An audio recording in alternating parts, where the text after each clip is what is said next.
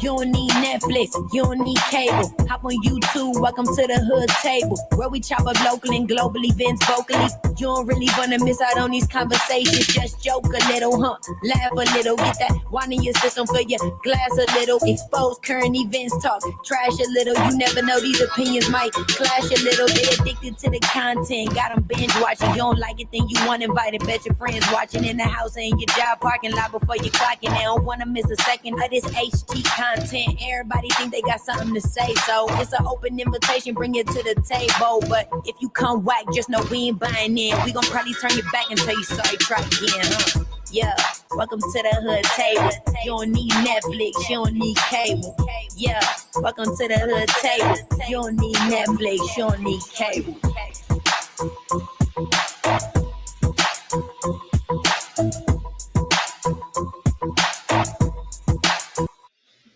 Hey, what's up, everybody? Welcome back to the Hood Table one more again. Come on in. Kick off your shoes and relax your feet. Hey! Please make sure you like the video, share the video, subscribe to the Hood Table if you're not already subscribed, and make sure you also follow us.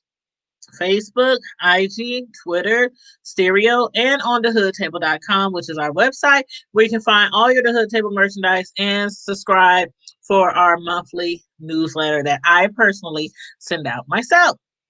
But how is everybody doing? I hope everybody is enjoying their new year. I hope everybody is safe and healthy and looking forward to a positive new year. 2021 has just begun, and I hope it's a lot better than what we went through all last year. But anywho, right now we're going to get into the Real Housewives of Atlanta. We're going to review season 13, episode 4, and it was titled From One Surprise to Another.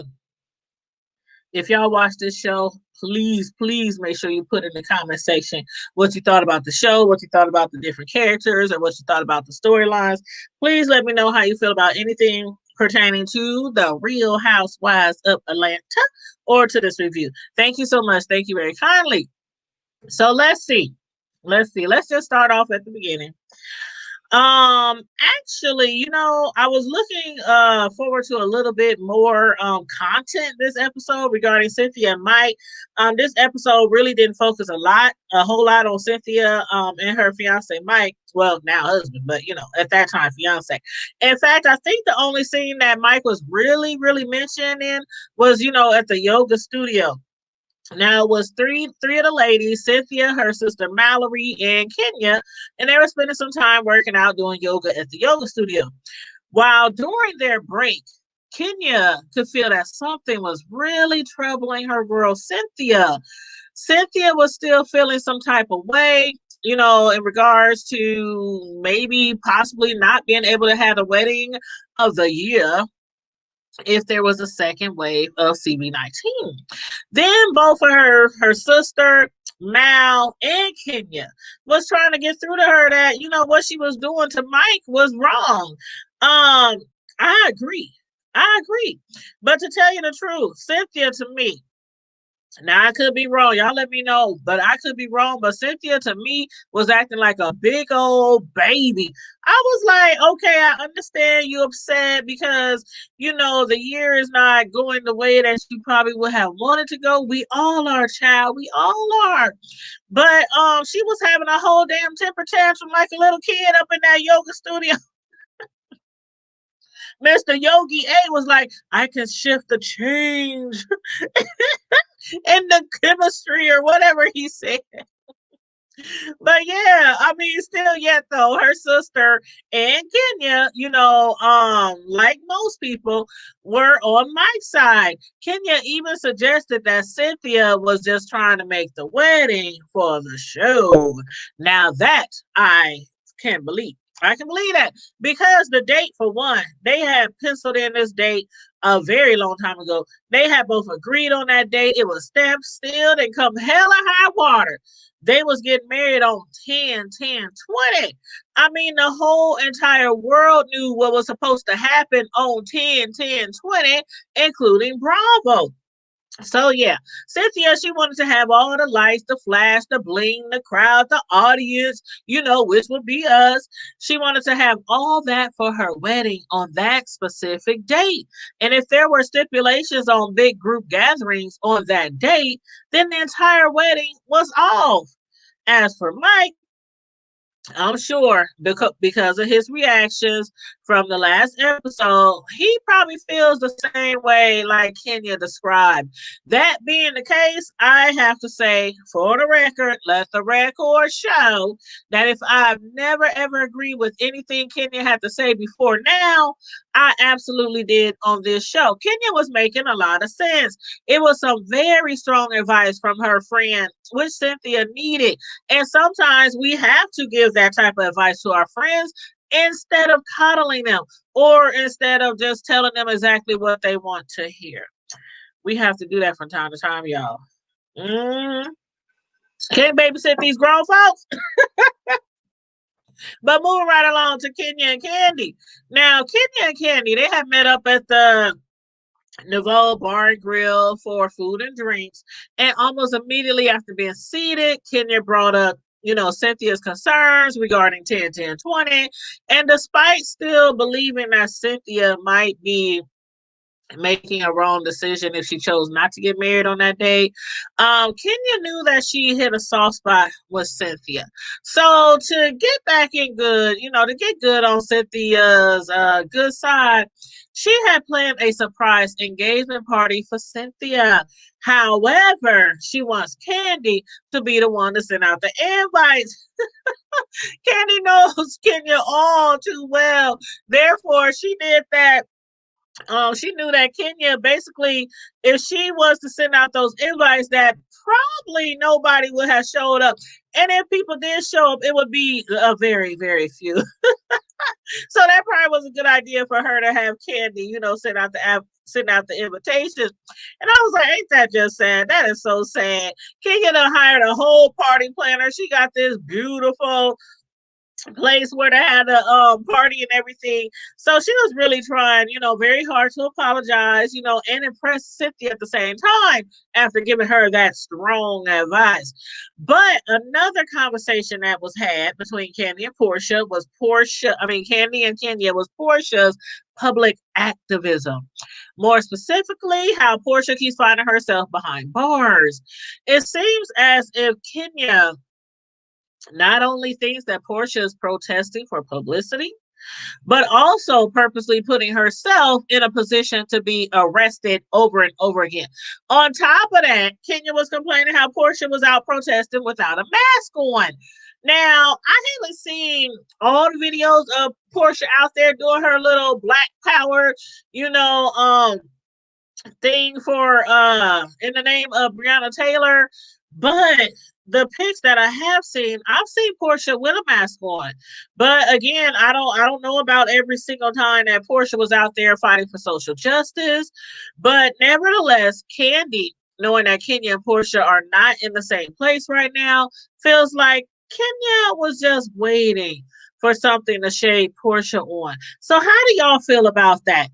I myself would like to believe, and I stated this before, that I believe Portia is being sincere when she's out there fighting in the name of Breonna Taylor.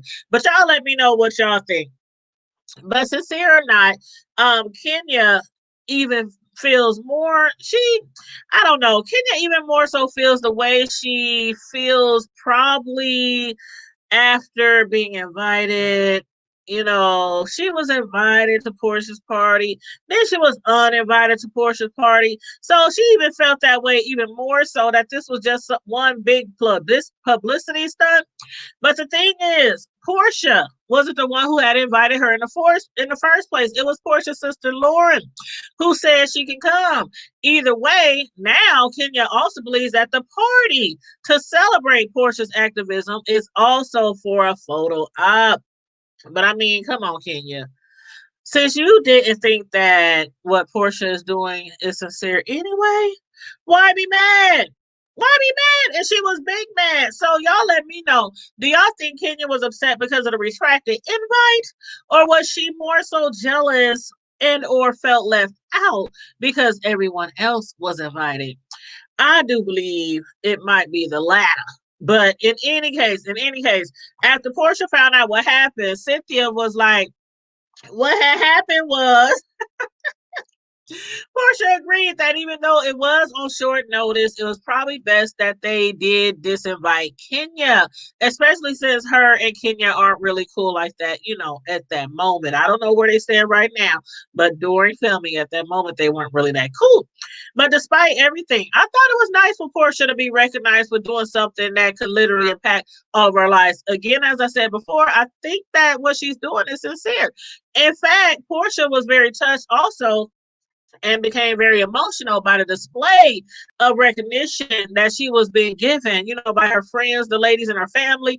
And when she stood up to speak, I was like, you better go ahead now. Go ahead and preach, Miss Portia Luther the King. I can really see Portia as a public speaker. I really can. I done seen her speak, at different events, and I think she's really good at that. But anywho, y'all let me know what y'all think. Moving right along to Drew and Ralph. Drew and Ralph. Now, they seem to take up a lot of the content in this episode, so we're going to talk about them.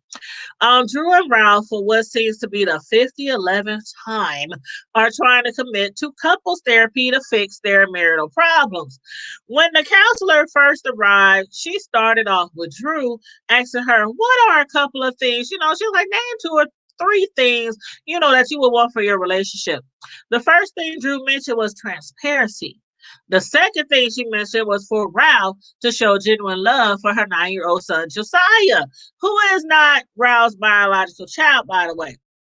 In other words, Drew was a package deal when she met Ralph, so she does not want her son to feel any different from any man's other kids before or after their relationship started, as any mother should and any man should if he was meeting a new woman and had children already. But as far as transparency, for example, Ralph, maybe he should probably be giving her a heads up before, let's say, driving across the country for some me time. I still can't get over there. I still can't, like, why the hell can't he just go out for a couple of drinks with the fellas, with the homies, or play some pool, something like that, instead of driving a whole nother state? He be driving to a whole nother state to put some space in between him and his wife. I'm like, why? What? Man, if I was to get up and leave right now and leave my man here and not say nothing because we got in an argument and went to, I don't know, I'm in Nebraska, I don't know, go to KC, that man probably took me my kids and bounced. So I don't know, y'all. Y'all let me know how y'all feel about that. But anyway, as for Ralph, he implied that they weren't as sexually active as he would like them to be. He also stated that he needs to receive more respect from Drew. And I was like, more respect? I'm thinking more respect for the man who runs away from his wife at every turn when they get into a heated discussion. Child, I suppose. But anyway, he also shared how he feels as if Drew likes to emasculate him in the same way her mother treated her father. Now, I'm no counselor, y'all. I'm no counselor, but is it her mother and the reminders of his mother that is contributing to most of their issues? Now, we done seen how Drew's mother, she had no problems voicing her concerns, her opinions, or her anger towards Ralph when she believes he is in the wrong. To add to that, his mother making him feel underappreciated while growing up, causing him to move away. So that might be playing a part in why he just jumps up and leaves without even telling his family he's leaving. Like, was it a couple of episodes ago where she said she went down to the man cave or whatever to bring him a plate for dinner, and he was gone. He just up and left and drove all the way to Florida. Talking about later, he finally confessed after she was going in on him that he wanted to go to the beach instead of going to a beach in Atlanta or nearby. He drove all the way to Florida to the beach, and I was giving him a side eye like, I bet you was at some beach. I bet it was real wet. That part I can bet. But anywho. During the entire session, was it me or did it seem as if Ralph was not even taking the counseling session serious? More like it was a joke.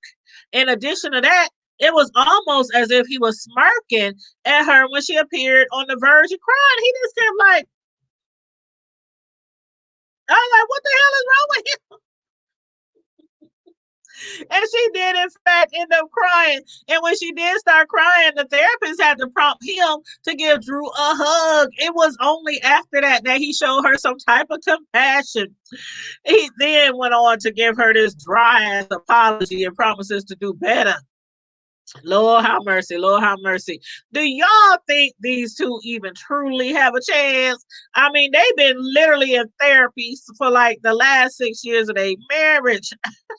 I'm like, wow, I don't know, y'all. But one thing I did love was how the therapist had to say, what she had to say about living in the past. She said, we can't go back. We cannot go back and relive the past, which is true. But if you can commit to believe in the future, then you won't grieve the past so hard. So I did like what she had to say. She gave them a lot of helpful tips and suggestions and key pointers, about their relationship and how they could possibly, things they could possibly change on. So let's see, y'all, if Ralph is gonna do his homework this time, because in the past, Drew has stated that he never does his homework. He never does what the therapists or the counselors, have them to do. So we shall see, y'all. But all in all, if it's meant to be like any relationship, it will be. So the best of luck to the two of them, y'all, to the two of them. But anyway, make sure you guys like the video, share the video, subscribe to the Hood Table. Make sure you put all your comments in the comment section on how you felt about this episode. And again, be sure to follow us on Facebook, Twitter, Stereo, IG, and thehoodtable.com. Thank you guys so much for tuning in. I hope you enjoyed the review. And you guys have a safe and blessed, wonderful new year. I'm out. Bye.